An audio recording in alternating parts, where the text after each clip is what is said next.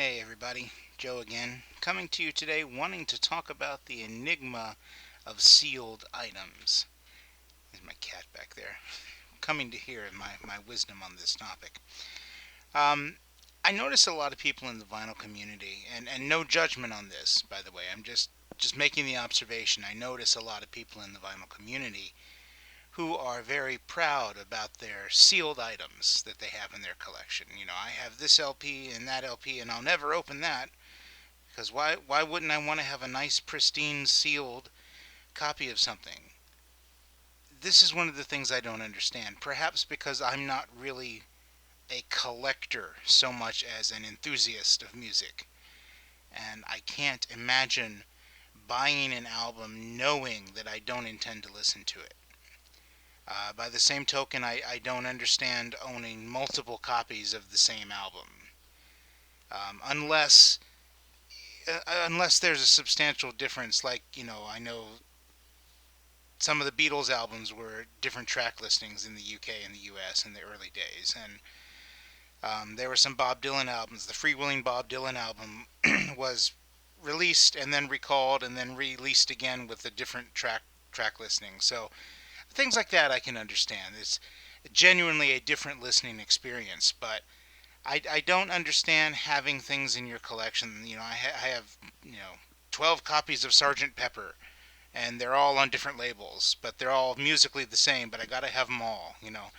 And again, not to judge anyone who does that or who feels that way. I'm just saying I don't. One good copy of something will do me just fine. But um, back when DVDs first came out, I too was guilty of buying items, buying movies with the express intent of watching them, and then suddenly you never get around to it. And I just was looking at this tonight, and I came across this item in my collection. This is the Criterion Collection. The DVD is High and Low by Akira Kurosawa. One of my favorite directors, great Japanese filmmaker. This is one of his crime thriller pictures. And when this was announced, I had to have it. I pre-ordered it. This came out in July of 2000, no, July of 1998. Let me say that again. This was released on DVD in July of 1998. Look, it's still shrink wrapped. This has been in my life longer than my wife or either of my children. I have children who are starting high school next week. I have twin sons who are going to be in ninth grade next week. I've had this DVD 2 years longer than they've been alive, and it's still shrink wrapped. I don't know why. And every now and then I say, I'm really going to watch this, and then I never do. And now in 2008, Criterion put out a new edition, a 2-disc special edition of this film. And there's part of me that's like, oh, I gotta get that. And that's the sickness talking. I haven't watched this one. Why would I want the 2-disc special edition? So I don't know. I don't know what's wrong with me, but I want to make sure that this does not happen to me in vinyl. Okay? So I've made it a point. Yeah, I have picked up a few sealed albums, but they've all been opened and listened to and enjoyed. Or put in the pile to get rid of if I didn't enjoy them. But I have 2 albums that are still sealed, and I've only had them a few weeks. I think you go back to video number 2, I think, that I made. These are albums I got out of the 50-cent box at a particularly good, like a flea market that the local church was having. And I found, if you go back and watch that video, I had some sealed Hendrix, some Aerosmith sealed, and some other good stuff that some I kept and some I traded. But I still have 2 LPs here that I have not opened. And we're going to do it now so that I don't fall back into the mindset of not having vinyl available to listen to when I want to. And I don't think either of these are going to blow your mind as far as what they are, but still, this first album is from 1983, still sealed. So let's take a look. This is Christopher Cross's second album. And we all, of course, know the ubiquitous first Christopher Cross album with the green cover and the flamingo on it. And it has Sailing and Ride Like the Wind and all those other soft rock classics that we've all heard to death. A pretty good album, actually. This is the second album, and here's the track listing on that. I don't know by name any of these songs, but I looked on Wikipedia, and it said on the cassette and CD versions of this album, Arthur's Theme was included, which is the Stuck Between the Moon and New York City, which was a hit, I remember. Not on the LP, alas.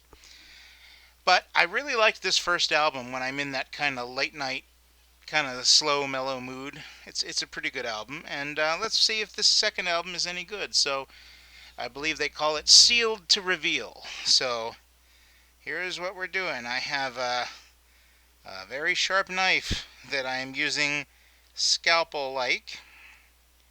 And there we go. Got the incision started. Oh, this feels so wrong to open up an album that's been sealed this long. But that's just a mindset. We gotta get past it. Music is made for listening. Alright, let's see. Was that enough? Yes. So let's see what a 1983 album looks like when we pull it out of the packaging for the first time. Let's see this dust jacket. There's a very nice mint condition dust jacket here, and we'll turn it over. Here's the lyric sheet with all of those hopefully very good songs that I don't know yet. And let's see how pristine this vinyl looks. Wow, that's a stiff sleeve. There we go.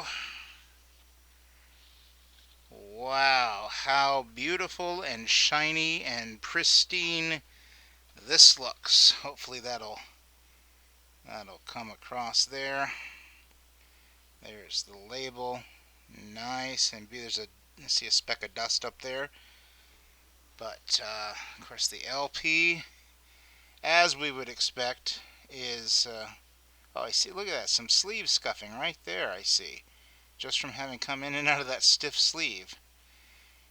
But certainly nothing that should affect the playback. So there's our first item. Let me put this away and we'll move on to item number 2. Welcome out from your cave, Christopher Cross. Welcome back to the world where you will be played on a turntable within the week. Alright, bear with me here while I just put Christopher away. Hi, you gotta go back in your sleeve, sir, even though you just came out.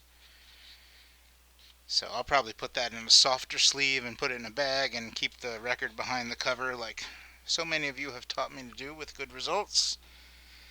Here is item number 2, slightly newer, 1986. And it is album number 4 by The Pretenders. Their 4th album, the 3rd one I own, Get Close. And this has 2 of their big hits on it, My Baby and, of course, Don't Get Me Wrong, which is one of those seminal kind of pop tunes of that era. This album is 1986, if I didn't say that. Let's see. Any remainder mark on this one? No, I don't see a remainder mark. The Christopher Cross one had a remainder mark on it that I didn't point out. Okay.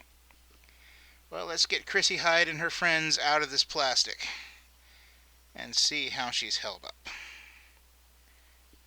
Okay. Kids, don't try this at home.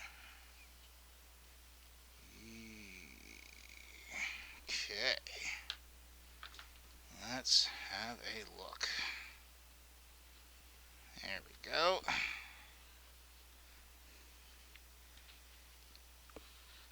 Okay, come on out. Don't be shy. There we go. Here's the dust sleeve. Nice picture there. And some lyrics, of course, and it looks like very similar, if not exactly the same picture on the other side. I can't quite tell. No, it looks like it's a slightly different picture, but just barely. And this is a softer sleeve, so hopefully we won't see that terrible scuffing that Christopher Cross got here. And come on, screensaver, go away. Pardon me while I type in my password so I can see myself and know what I'm showing you. Okay, so there's the LP. There we go. Get close. And we will get in very close to take a look at that vinyl, and that looks gloriously clean. And the other side, there's a dust speck. There we go. Yeah, no scuffing that I see on that. Nice and clean. So, very nice. And I do look forward to spinning this, as I know both of those hit singles, and I like everything I've ever heard by the Pretenders, including some of Chrissy's solo work. So, definitely something I want to spin pretty soon. I have their self-titled LP as well, and what was their... shoot, I forgot what the name of their other albums that I have. Down in There? Is that what it's called? Hang on, I'll tell you. You'd think I would know. Learning to Crawl. That's the name of it. Down in There. That's not the Pretenders. So I have the self-titled, I have Learning to Crawl, and I have Get Close. So those are the first 4 albums, with the exception of Last of the Independents from 1984, which I need to pick up. So anyway, that's your sealed to reveal for today, and leave me a comment. Let me know what you think on sealed items. I understand you may pick up some stuff that you don't get to right away, but I never would buy an album with the intention of, I'm going to leave this sealed and never play it. So share your thoughts with me on that. Is it just because I don't have a collector mindset? I have a music enthusiast mindset, maybe. And I'm not saying that you have to be one or the other, but help me understand some of you who watch my videos who do collect with the intention of keeping them sealed, because I just don't get that. Music is for listening. It's not for just something to have, at least in my opinion. So I would really, and this is a genuine request, I would love to know your thoughts on that, because I can't understand it. So anyway, thanks for watching. Talk to you soon.